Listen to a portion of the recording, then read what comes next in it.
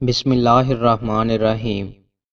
رسول اللہ صلی اللہ علیہ وآلہ وسلم نے ارشاد فرمایا، جس نے اپنے اوپر ظلم کرنے والے کے خلاف بد دعا کی تو اس نے اس سے بدلہ لے لیا۔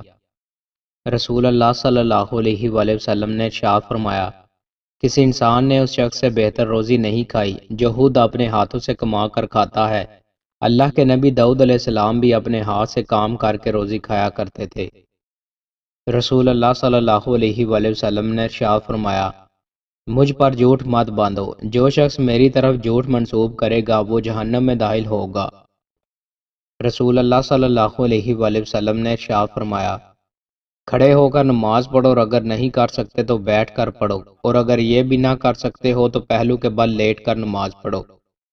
رسول اللہ صلی اللہ علیہ وآلہ وسلم نے ارشاد فرمایا، عورت تو ہے ہی سراسر چھپائے جانے والی چیز، جب وہ باہر نکلتی ہے تو شیطان اسے گور گور کر دیکھتا ہے۔ رسول اللہ صلی اللہ علیہ وآلہ وسلم نے ارشاد فرمایا، وہ شخص جو اپنے رب کا ذکر کرتا ہے وہ زندہ کی طرح ہے، اور وہ شخص جو ذکر نہیں کرتا مردہ کی طرح ہے۔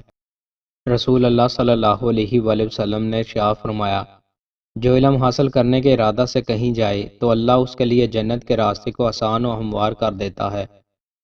رسول اللہ صلی اللہ علیہ وآلہ وسلم نے ارشاد فرمایا، بھوکے کو کھانا کھلاؤ، مریض کی عیادت کرو اور قیدی کو رہائی دلاؤ۔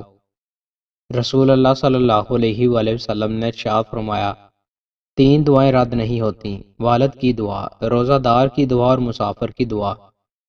خفیہ صدقہ کرنا۔ رسول اللہ صلی اللہ علیہ وآلہ وسلم نے ارشاد فرمایا، بلا شبہ خفیہ طور پر کیا جانے والا صدقہ اللہ کے غضب کو ٹھنڈا کر دیتا ہے۔ دوستو، مزید اچھی ویڈیوز کے لیے ہمارے چینل کو سبسکرائب لازمی کریں۔ بہت شکریہ۔